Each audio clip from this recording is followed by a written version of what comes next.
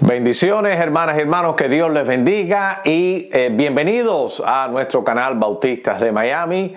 Y si es primera vez que usted visita nuestro canal, pues bueno, bienvenidos y bueno, bienvenido de regreso si ya ha estado anteriormente por acá. Bueno, continuamos con esta serie de pláticas acerca de este libro de Charles Spurgeon. Recientemente tuve la oportunidad de leerlo en mis vacaciones. La historia de este libro lo compré en el 1997 en la misma casa bautista de publicaciones en El Paso, Texas, durante un viaje misionero que di en aquella época, y parte también de las vueltas que hicimos fue pasar por la casa bautista de publicaciones. Ahí lo compré, hice varios intentos por leerlo. El último intento fue en el 2005. Nunca lo terminé y me propuse en estas navidades, vacaciones mías de Navidad, pues terminarlo de leer, y realmente fue una bendición. Entonces, Charles Spurgeon, para aquellos que no están familiar con él, ha sido el predicador bautista y el pastor bautista, porque hay dos cosas acá: ser pastor es una cosa, ser predicador es otra. No todos los predicadores son pastores, y no todos los pastores, aunque predican, pues tienen realmente ese don realmente de predicar, ¿no? Y eso es otro asunto para explorar también. Pero bueno, él ha sido o fue el pastor bautista, mejor dicho, el predicador bautista más conocido en la historia bautista, honestamente. Él nació en el 1834, partió con el Señor en el 1892 en Inglaterra, fue pastor de la iglesia, en una iglesia bautista, el Tabernáculo Metropolitano, que se llegó a conocer en Londres, que todavía existe esa iglesia y que todavía es una iglesia bautista donde se reúnen hermanos y hermanas nuestros ahí también para adorar al Señor. Bueno, este hombre, Charles Spurgeon, él fundó otros ministerios, fundó un orferinato para niños desamparados, y fundó otro orferinato también para niñas, en este caso uno para niños, uno para niñas, y aparte de muchas iglesias también en misiones que hizo, pero también él creó este colegio, este college, que era con el propósito de preparar a seminaristas, a siervos que iban a entrar en el ministerio pastoral. Es lo que nosotros le llamaríamos hoy un seminario. A ellos él les dedica estas pláticas, por eso tiene por título este libro, Discursos a mis estudiantes. Son pláticas que él tuvo con ellos acerca del ministerio pastoral.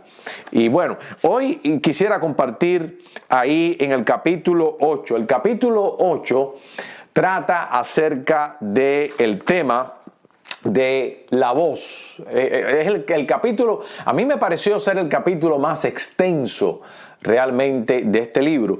El énfasis que Spurgeon le dio a este asunto de la voz. Esto es algo que nosotros hoy en día, quizás como predicadores, no vemos la necesidad de detenernos tanto a hablar en este tema. Pero hay una razón por esto, ¿no? Hay una razón por qué esto fue así. Y tenemos que contextualizar este material. ¿Por qué este énfasis en la voz? Bueno, recordemos que en aquella época, en los 1800, no existía el micrófono, las bendiciones del micrófono. Y Charles Spurgeon predicaba a miles de personas domingo tras domingo. En una ocasión llegó a predicar a más de 20,000 personas. Él, como todos los predicadores de su época, tenían que netamente descansar en su metal de voz. Tenían que descansar en la voz, en la fuerza de su garganta, en la fuerza de sus pulmones, de sus cuerdas vocales para predicar. Y también tenían que descansar en la acústica de los edificios. O sea que el escenario de un predicador en aquella época para entregar su mensaje, el contexto era muy, muy diferente. Y acuérdense, poniendo esto en perspectiva, ¿no? Si usted va a ser un predicador y usted va a tener un ministerio 20 años, 30 años, 40 años, 50 años, hasta donde quiera que el Señor te quiera llevar, por el tiempo que el Señor te quiere usar, uno necesita de la voz. Entonces, más en aquella época, porque para ser efectivo, para poder alcanzar, para poder llegar a las personas, que las personas nos puedan escuchar, no las personas en el primer banco, pero hasta el último banco, en un edificio grande, pues la voz prácticamente es todo para estas personas. Entonces, por eso es que el predicador, en este caso Spurgeon, dedica tanto espacio al uso de la voz, al cuidado realmente de la voz. Y él dice aquí textualmente que la voz es un instrumento que Dios les da al predicador. Acuérdense, poniéndolo en perspectiva, es un instrumento que Dios le da al predicador para usarlo. Por lo tanto, el predicador tiene la responsabilidad de cuidar su voz. La tenía, porque sin él, imagínense llegar el domingo a predicar ronco, ¿no? Sin voz. Y él hasta inclusive, interesantemente, él da hasta un remedio. Él dice que él tiene por costumbre mezclar, él preparaba una copa y la mezclaba con vinagre, dice vinagre fresco y agua. Y cuando él iba predicando, he oído decir, o he leído y he oído las dos cosas, que Spurgeon a veces predicaba hasta por 40 minutos. Que mientras que él iba predicando, la garganta se le secaba, entonces él tomaba un poco de esa mezcla de vinagre fresco con agua, y dice él aquí textualmente que él siente que eso le da un nuevo vigor y nuevas fuerzas a su garganta para él continuar predicando. Imagínese tener 2 servicios el domingo, servicios durante la semana. Como Spurgeon era un muy buen predicador, a él le sobraban las oportunidades para predicar, ¿no? Siempre tenía reuniones más grandes, reuniones medianas, reuniones pequeñas, y eso fue uno de los motivos, de las causas de por qué también él murió bastante joven. Es por el ritmo tan acelerado de ministerio que él tenía. Entre sus libros, entre la parte administrativa que él tenía de estos orferinatos y todas estas cosas que él llevaba, las iglesias nuevas que estaba fundando también, y el asunto del seminario, pues más su iglesia, el ministerio pastoral también, pues todo esto lo fue consumiendo poco a poco. Y murió a los 57 años. Entonces el tema de la voz, de cuidar la voz, y eso me puso a mí a pensar la responsabilidad que a veces uno tiene, a veces no, que uno tiene como pastor, de cuidarnos a nosotros mismos también, porque si somos una herramienta que Dios nos usa en su reino, pues tenemos una responsabilidad con cuidarse el pastor. Quizás nosotros no somos el asunto tanto de la voz, porque somos tan bendecidos con este asunto del micrófono. El audio en nuestras iglesias, donde todo el mundo nos puede escuchar, a veces hasta demasiado, porque si el audio se puede subir y a veces puede hasta molestar. Wow, ¿qué hubiese hecho Spurgeon con los sistemas de audio que tenemos hoy en día?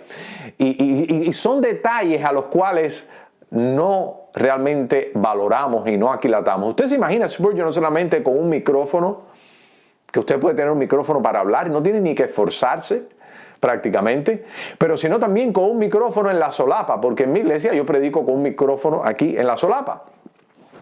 Y me da la habilidad de moverme, de utilizar las manos, de efectivamente cambiar de un lado a otro. No tengo que estar atado a un lugar, a un púlpito, ¿no? Todas estas comodidades que nosotros tenemos hoy en día, por 1000 y pico de años, casi 2000 años, la iglesia no tuvo. Los predicadores, todo era realmente a puro pulmón. Pero eso no quiere decir que no tenemos otras cosas de las cuales debemos de cuidar el pastor. El pastor y el predicador, no solamente cuidar su salud, pero aquí hay un tema que golpea mucho a muchos predicadores, y a mí también, es el tema del sueño. Es el tema del sueño. Hay personas que son naturalmente de acostarse tarde. Son personas que son naturalmente de dormirse tarde. Y entonces imagínese, si usted es un pastor y usted se tiene que levantar tempranito en la mañana, a las 6 de la mañana, quizás el domingo a las 6:30 de la mañana, o que quizás hay otros que se levantan más temprano, pero hay personas que se levantan más tarde, hay otros que se levantan más o menos a las 6, a las 6:30 de la mañana, y usted se acostó o se durmió a las 2 de la mañana.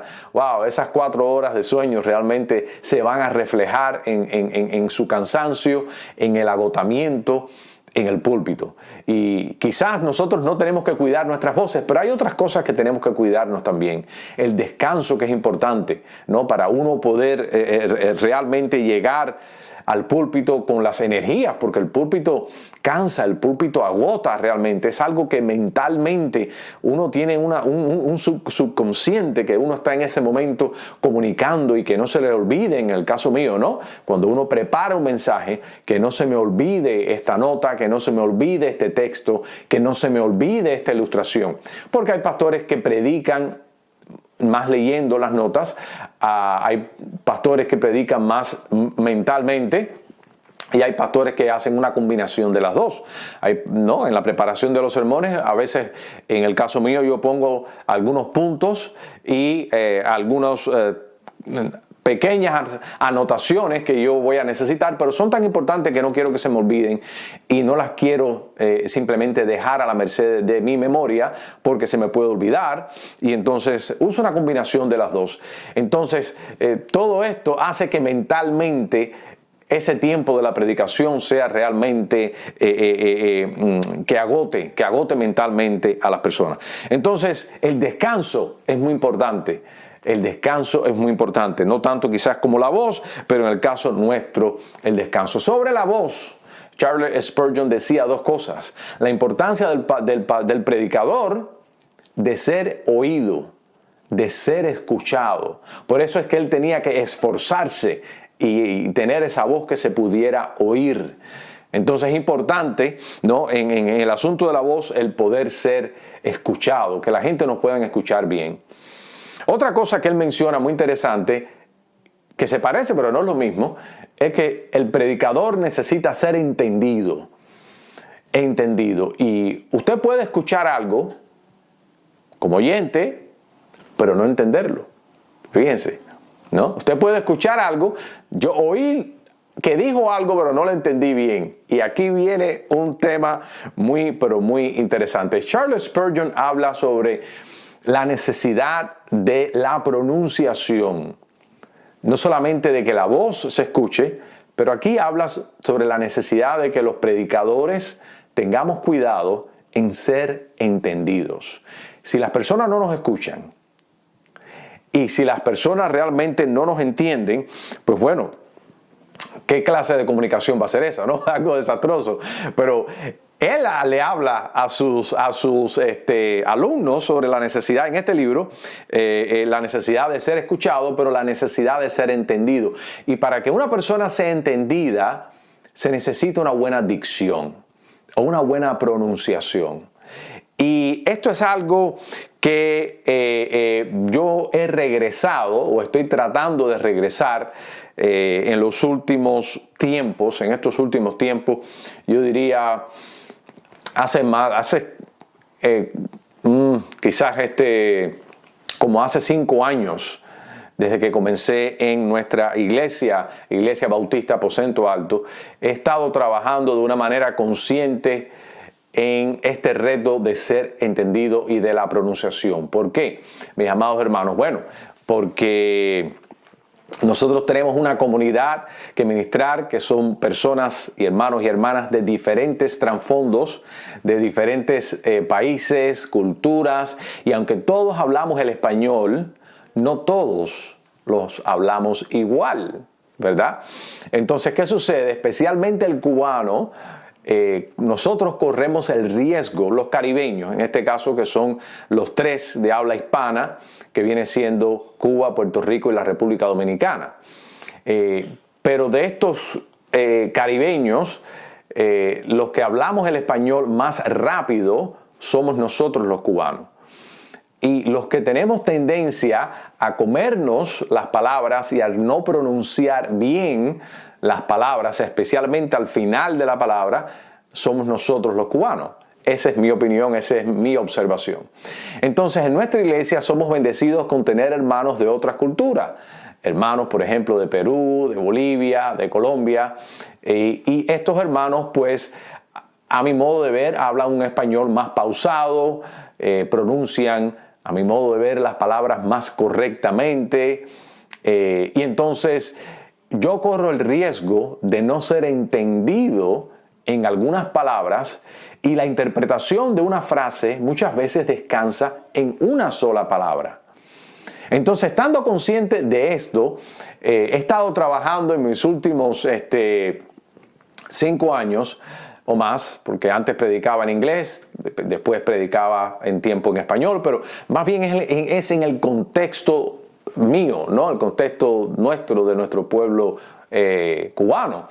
Pero, gracias al Señor, se ha ido expandiendo, ¿no? La visión en la cual el Señor me ha estado usando, y he tenido que trabajar fuerte en mi pronunciación de un español que sea neutral, en el mejor de los casos, pero un español que otros hermanos de otros países puedan entender, que puedan realmente relate, que puedan realmente relacionarse con ese español.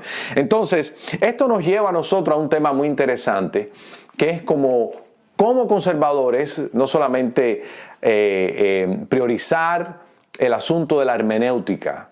No, el pastor o el predicador, y esto no lo menciona realmente Spurgeon, pero esto es parte de mi pensamiento acerca de este tema, ¿no? Es parte de mi análisis también. Y es que como pastores o predicadores conservadores, nosotros hacemos énfasis en la hermenéutica. ¿Y qué cosa es la hermenéutica? Bueno, es la interpretación del texto. Es realmente la pregunta, ¿qué dice el autor? ¿Qué dijo? ¿Qué dice? ¿Qué dice? ¿Qué no dice el texto? ¿Qué dijo? ¿Qué no dijo? Es realmente interpretar el texto. Y para un cristiano conservador, la hermenéutica es fundamental. Porque queremos llegar al púlpito, queremos llegar con un mensaje, no solamente que se escuche, que la gente nos entienda, pero principalmente con un mensaje que sea fiel a la revelación de Dios. Entonces la hermenéutica es muy importante. Por eso nosotros tenemos a veces en nuestros seminarios, ¿no?, clases de hermenéutica, casi todos los seminarios la tienen. Tenemos comentarios bíblicos en la biblioteca de los pastores, libros sobre porciones del Nuevo Testamento. Yo tengo libros y estudios sobre Gálatas, sobre Efesios, sobre Hebreos. ¿Y por qué tenemos ese tipo de literatura? Porque nosotros consumimos literatura y conocimiento que tenga que ver con el texto, con la interpretación del texto, ¿no? Enseñanzas acerca del texto, puntos de vista acerca del texto. Todo esto tiene que ver con la hermenéutica. Pero la hermenéutica y el predicador tiene otra pierna también para caminar. Una pierna es la hermenéutica, que dice el texto. Pero hay otra pierna también que nosotros necesitamos para comunicarnos y para cumplir nuestro rol de predicador, y es la homilética. Y entonces aquí viene este asunto, que de los dos, el que más siempre se sacrifica o se abandona, en inglés decimos neglect, que abandonamos un poco o que no le prestamos tanta atención, es el tema de la homilética. Entonces, la homilética tiene que ver con la entrega. No tanto quizás con la preparación, con la interpretación, sino es cómo se puede transmitir el significado del texto al pueblo o a otra persona, ¿no? Cómo se puede comunicar. Eso es lo que viene siendo la homilética. Es la comunicación, es la entrega realmente. Claro, tiene que ver con la oratoria, ¿no? Con la oratoria. Ahora imagínense, si no se ponen las dos cosas, si tenemos una buena hermenéutica y una mala homilética, ¿cuál es el producto? ¿Cuál realmente va a ser si tenemos una buena interpretación del texto, pero tenemos una mala forma de comunicarlo o una forma de comunicarlo mediocre o de poca calidad o insuficiente, inadecuada, entonces, ¿qué perciben o qué reciben la gente y qué efecto, cuán efectivo sería el pastor o el predicador con una muy buena interpretación, muy buena doctrina, pero una mala forma de entrega? Realmente llega, realmente pudiera comunicarse, realmente puede ser entendido, realmente puede ser de edificación, es coherente. Entonces, esto es uno de los temas que muchas veces en los círculos conservadores, nuestros bautistas, a veces no se le presta la debida atención. ¿cuánta literatura hay referente a la interpretación del texto, a temas bíblicos? ¿Cuánta literatura hay acerca de la homilética? Pregúntese usted mismo, si usted es pastor, usted es predicador, mire los libros de su biblioteca. ¿Cuánto tiempo usted ha dedicado realmente a conocer la doctrina y cuánto tiempo usted ha dedicado a prepararse para transmitir la doctrina de manera efectiva? No quiero decir que uno sea más importante que el otro. Yo quiero decir que los dos son importantes, porque los dos tienen su apreciación, ¿no? Porque fíjense, la homilética puede ser un arma muy, muy efectiva, o una herramienta, mejor dicho, muy efectiva para el cristiano. Puede llegar a muchas personas, ¿no? Y de manera que se entienda, pero también puede ser algo muy peligroso porque hay maestros de falsas doctrinas que son muy buenos oradores. Y entonces tienen el efecto al revés. Tienen el efecto, en vez de ser de bendición, es para maldición del pueblo, porque llegan a las personas con mala doctrina, pero tienen muy buena homilética. Entonces, un cristiano, ¿no? Es la preocupación, en este caso puedo decir yo, de Spurgeon, es tener las dos cosas, darle importancia a las dos. No solamente que tengamos algo digno de transmitir y de comunicar, pero que podamos ser capaces de comunicarlo de manera efectiva. Entonces, en este asunto de la oratoria, de la homilética está el asunto de la oratoria. La voz tiene mucho que ver con esto también. Interesantemente, en este libro él menciona algo tan sencillo como comunicar cosas tristes con una voz triste y comunicar cosas alegres con voz alegre. Habla también de la monotonía de la voz. Si usted puede conseguir este libro, va a ser una bendición porque yo sé que le va a poner a pensar en todos estos temas. Y de vez en cuando estos ajustes, ¿no?, a estas tuercas y estos tornillos del ministerio es importante. Es importante, ¿no? Cosas tan sencillas, los gestos, el tono de la voz, la mirada, la expresión física, todo esto tiene que ver con la comunicación. Y es cierto que hay personas que están sentados a cierta distancia en ciertas iglesias donde los templos son grandes. Las personas quizás a cierta distancia, después de tantos metros o tantos pies, no va a percibir estas cosas físicas, su mirada, etc. Pero hoy en día todo esto, mira, la comunicación está hoy en día grabado, después se queda. Todo esto forma parte de la comunicación con las personas. Pero la voz, no, la voz, todo esto, el estilo de comunicación. Y no hay algo más triste, yo pudiera decir, para un predicador, que sea un hermano que tiene una tremenda, excelente doctrina, muy buena hermenéutica, muy buena sana doctrina, tremendos conocimientos, pero que no tenga tanto efecto en el púlpito a la hora de predicar, porque su comunicación realmente no es la mejor. Entonces yo digo que el pastor debe de ser humilde y sencillo, y nunca dejamos de prepararnos en la doctrina, en la hermenéutica, nunca dejamos de crecer, de leer, de estudiar. Un cristiano, un pastor siempre es un discípulo, siempre es un aprendiz del Señor, pero tampoco abandonar el tema de la homilética, siempre estar dispuestos a quizás tomar clases, quizás leernos un libro, escuchar una plática, ir a una conferencia, porque esta es una herramienta, o esto es algo a lo que el Señor nos ha llamado a hacer. Entonces igualmente hay que crecer en esta área, hay que estudiar las dos, nunca dejar de estudiar las dos. Y esto es una de las cosas que aconseja Charles Spurgeon, el gran predicador bautista, que no abandonemos el modo de entregar, ¿no?, en este asunto de la homilética. Finalmente quiero hacer una recomendación que a mí me ayudó muchísimo. Primero que todo, claro, para las dos cosas se necesita orar. Orar para que Dios nos incremente nuestro conocimiento bíblico, pero orar para que el Señor nos dé gracia también a la hora de entregar ese conocimiento, de ser oradores que podemos llegar a la gente. Entonces, como le había dicho, si usted predica a personas de varias culturas y quizás de varias edades también, o de varios géneros, cualquiera de los dos géneros, ¿no?, hombre o mujer, hay que tener en cuenta nuestra audiencia a la hora de utilizar una oratoria que realmente llegue a las personas. Y esto es bíblico. Acordémonos que el apóstol Pablo, ahí en Hechos 17, le dijo: varones atenienses, en todo veo que soy muy religiosos. Y de esta manera el apóstol Pablo empieza elogiándolos a ellos tratando de captivar su atención. ¿Y cómo usa? Usted sabe cómo es que Pablo usa, y todo esto tiene que ver con el estilo de entrega. Usa citas a estos escritores paganos que él estaba citando, inclusive aquel altar que decía al Dios no conocido, a pues yo os predico, que el apóstol Pablo lo que estaba estableciendo una conexión con la audiencia. Ese estilo de prédica él no lo iba a usar en las sinagogas donde normalmente él iba, en las cuales él citaba el Antiguo Testamento, por así decirlo, la ley, ¿no?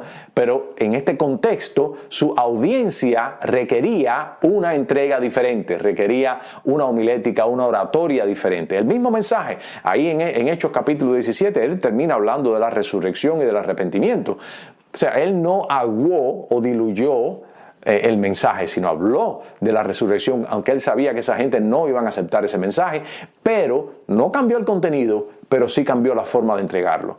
Entonces la homilética es sumamente importante porque dependiendo la audiencia, dependiendo del contexto donde uno estemos, uno puede hablar hasta inclusive más rápido. Si estoy hablando entre cubanos, pues el cubano que normalmente yo hablo rápido, me como las palabras, no pronuncio bien las palabras, es parte de mi idiosincrasia. Y entonces uno se siente más cómodo. Pero en un ambiente donde hay hermanos de otras culturas, nuestra meta no es ser nosotros, nuestra meta es ser entendidos y es que ellos se sientan cómodos también, ¿no? Entonces aprender de los diferentes, ¿no?, maneras que uno pudiera aprender para ser más efectivo y poder llegar mejor a las personas. Bueno, yo les recomiendo un libro que a mí me ayudó muchísimo, que lo tengo en mi biblioteca también personal, que hablando de este tema me he estado sintiendo inclinado a regresar a él. Se llama Predicando, es un libro de homilética realmente, pero es una historia. Se llama Predicando con Frescura, Preaching with Freshness. Está en inglés, fue escrito en inglés y traducido al español. Fue escrito en el 1991. Yo lo leí en el 1998, por ahí, 98, por ahí, sí. Entre el 98 y 99 lo leí. Se llama Predicando con Frescura. Yo lo chequeé hoy para hablar de este libro, no lo chequeé en Amazon a ver si todavía está, y sí está. Quiere decir que usted puede ir y puede comprarlo. El libro está muy bueno, habla sobre la historia de un pastor. Es la historia de un pastor que amaba el ministerio, ama su iglesia, pero como predicador él siente que no está sabiendo llegar a las personas no muestran interés. Él mismo que ha querido dejar el ministerio, él mismo sufría, lloraba, llegaba a su casa, le contaba a su esposa cuán mal él sintió que le fue durante la prédica en el mensaje. Y no les voy a contar la historia del libro, pero cada domingo, cada capítulo, se trata acerca de él, va a hablar con un pastor mayor, un pastor retirado, para que lo aconseje, para que lo ayude. Y en esas conversaciones con el pastor mayor, el pastor retirado y el pastor le enseña ciertas cosas, y cada domingo este pastor trata un consejo diferente, desde la voz, desde los gestos, desde las palabras, desde la pausa, desde el silencio, todos estos recursos en la oratoria. Y óigame, ¿cómo fue que él fue creciendo? Pero me encanta ese librito, Predicando con Frescura, porque uno ve la pasión de este pastor y su agonía. Uno ve su agonía porque él quiere alcanzar a las personas con el mensaje de Jesús, pero realmente él siente que no, el public speaking, la oratoria o hablar en público no es realmente su don, no es realmente, se siente que esa no es lo de él, pero él tiene pasión por la iglesia, por el ministerio, y por eso escogió ir al seminario. Y al final del libro él se convierte en un gran predicador, ¿no? O sea, que pueda aprender y ser más efectivo. Yo le recomiendo ese librito. No es un libro muy gordo, es un libro finito, se llama Predicando con Frescura. Te va a interesar no solamente lo que vas a aprender, pero te va a interesar la historia. te va a interesar la historia de este hombre, porque yo me identifico mucho con él, ¿no? Yo me identifico, si usted es pastor, predicador, usted quizás también se identifica como ese hombre llegaba a veces llorando a la casa porque se sentía un failure, un fracaso como orador. Y óyame, eso es bien fuerte para un hombre. Así que bueno, que Dios les bendiga. Les dejo con este libro que se llama Discursos a mis estudiantes, la homilética, la oratoria, la hermenéutica, son cosas importantes para el ministerio. Y si quieres, chequéese ese librito en Amazon que se llama Predicando con Frescura. No se trata sobre hermenéutica, no es doctrina, es oratoria, Así que bueno, Dios les bendiga y déjeme saber su opinión. ¿Qué usted cree acerca de la importancia de la homilética, de la importancia de la oratoria para el ministerio cristiano? ¿Será algo banal? ¿Será algo carnal? ¿O es realmente algo en el cual nosotros, los cristianos, los líderes, deberíamos de prestarle atención y crecer y orar para ser más efectivos en esa área? ¿Qué usted cree? Bendiciones, que Dios te bendiga. Seguimos aquí en Bautistas de Miami. Bendiciones.